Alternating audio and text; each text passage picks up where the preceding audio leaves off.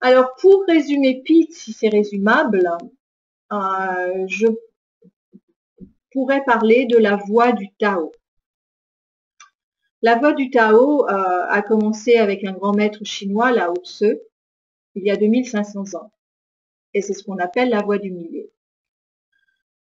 Alors, pourquoi j'utilise cette image ou cette idéologie pour parler de Pete? Parce que c'est effectivement tout le travail avec Pete et la réunification des oppositions, la réunification des contraires et travail avec les paradoxes, tels que tout est paradoxe dans la vie, tout est dualité. Et l'idée, c'est de revenir en son centre, en réconciliant ce que l'on appelle les opposés, les contraires.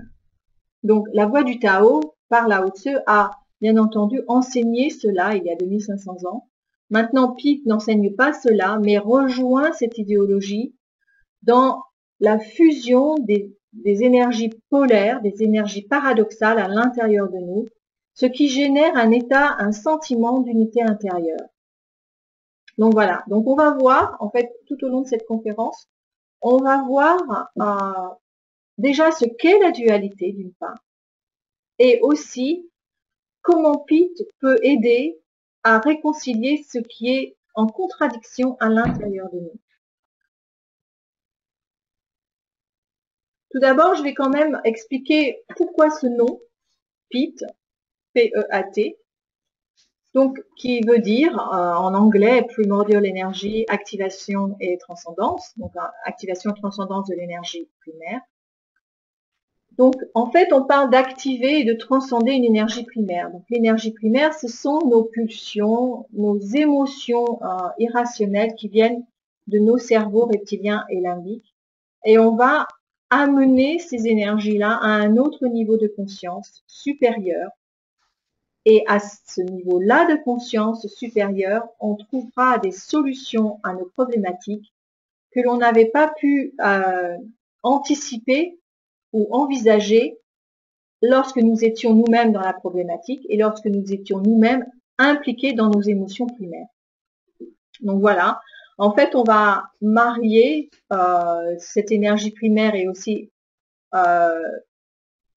les énergies négatives et les énergies positives, les émotions négatives et les émotions positives, on va les marier pour arriver en notre centre. Et en fait, c'est un peu comme si le pôle positif et le pôle négatif étaient la base d'un triangle. Et en fusionnant ces deux pôles, on va se retrouver à la pointe du triangle, à un niveau supérieur, au-dessus de la problématique.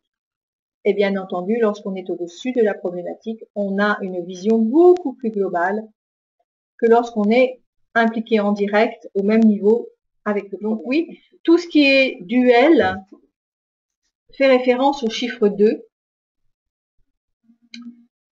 Et comment nous le vivons nous, à l'intérieur de nous, c'est la notion de faire des choix. Faire un choix entre deux choses, deux états ou deux décisions. En fait, la dualité est le monde et la façon dont le monde existe sur notre planète. L'idée n'est pas de supprimer la dualité puisqu'on ne le peut pas. Mais l'idée est de vivre la dualité de façon harmonieuse.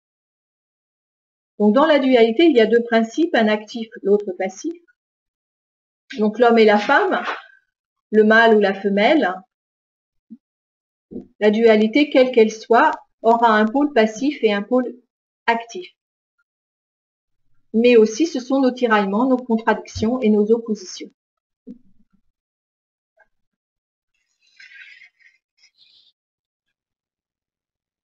Et donc, on voit que la dualité dans ce monde n'est pas un problème en soi,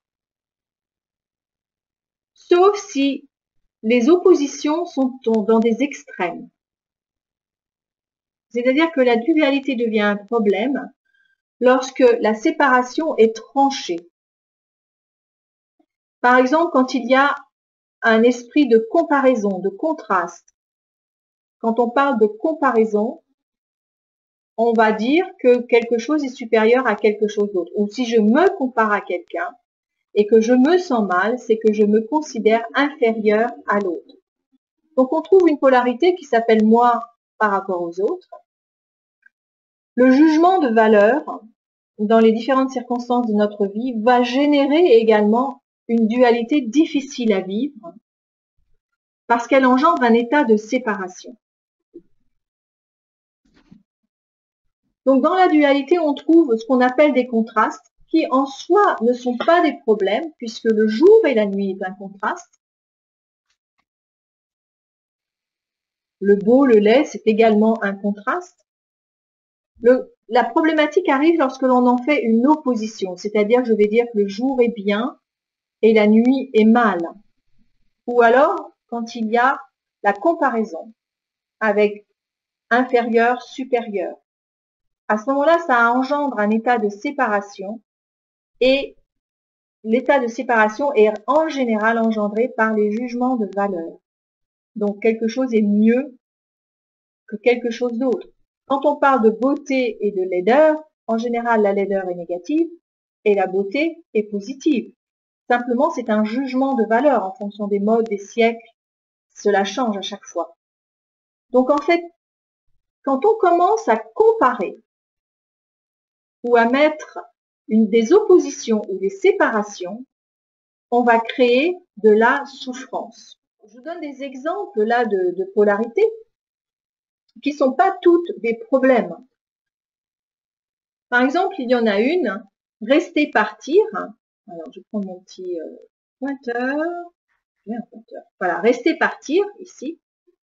Donc, rester partir, ça c'est un bon exemple parce que ça peut être un problème ou pas. Alors, attendez, je m'excuse. Si je décide de rester, j'entre, je sors d'une pièce, je pars, je reste, tout va bien. Par contre, quand il est question d'affectif, je reste avec quelqu'un, je pars. Là, ça devient un problème. Pourquoi? Parce qu'il y a des émotions. Il y a des émotions entre les deux. Et quand il y a des émotions entre les deux, bien entendu, il va y avoir un problème. Donc, aimer, détester, ça peut être quelque chose de complètement naturel. Mais quand il y a trop d'émotions, à ce moment-là, si je rencontre quelqu'un, je l'aime ou je ne l'aime pas, parce qu'il me plaît ou ne me plaît pas, j'ai le droit, c'est normal. Par contre, quand je vais avoir trop d'émotions, trop d'affect, à ce moment-là, la dualité va devenir un problème. Si je mets un jugement de valeur sur le fait que je déteste quelqu'un, donc je suis une mauvaise personne, encore une fois, je vais créer une dualité extrême qui va devenir une souffrance. Donc la dualité, en fait, est une dynamique entre deux opposés qui tentent de s'équilibrer. Et ça, c'est nous qui allons équilibrer ces deux opposés dans la façon dont nous allons les aborder, dans la façon dont nous allons les vivre.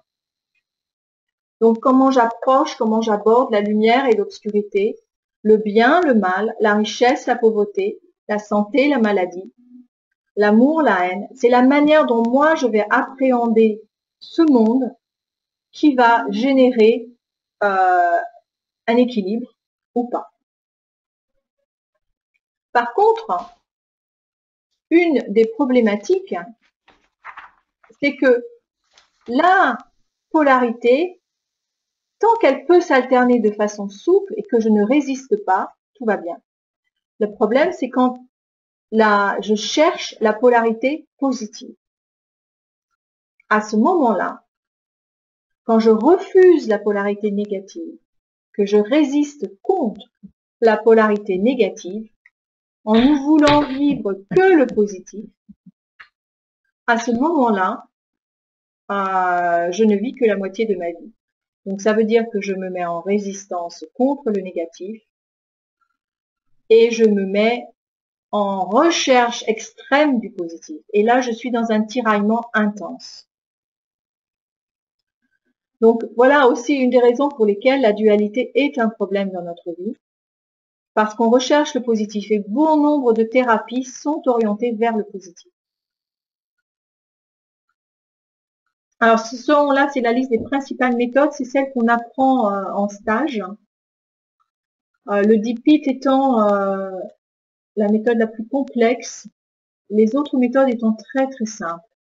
La dernière, la toupie, c'est une méthode de résolution des traumas. Ça, c'est quelque chose, c'est une méthode que l'on fait en bougeant dans la pièce, enfin, guidée par quelqu'un, et elle permet une résolution de traumatisme de façon véritablement rapide et spectaculaire dans certains cas, où la personne est libérée complètement de son problème. J'ai personnellement travaillé avec un militaire de carrière et il est venu parce qu'il faisait des cauchemars à répétition par rapport à des choses qu'il avait vécues dans une situation de guerre. Et j'ai utilisé cette méthode avec lui et il a réussi à se libérer complètement de scènes profondément traumatisantes à travers plusieurs fois, en faisant avec lui plusieurs fois le même processus. En fait, on a dégagé couche après couche parce qu'il avait une scène. La scène la plus traumatisante était en fait recouverte des autres scènes. Donc on a dégagé la première scène, on a dégagé la deuxième scène, et là est apparue la troisième, la pire pour lui. Et comme il avait déjà dégagé les deux autres, il était beaucoup plus capable de faire face à cette scène.